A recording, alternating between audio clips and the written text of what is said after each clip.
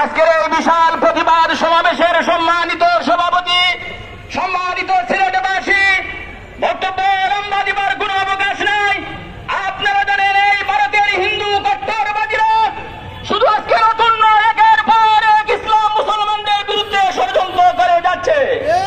আপনারা জানেন মুসলমানদের হাজারো বছরের স্মৃতি বিজড়িত বাবরি মসজিদকে ভেঙে চুরমার করে দিয়েছিল এই সন্ত্রাসী হিন্দুরা।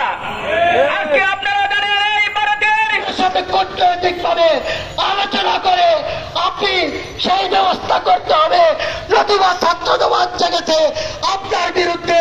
সিলেটের রাজপথ থেকে, শাহজালালের রাজপথ থেকে আন্দোলন শুরু হবে।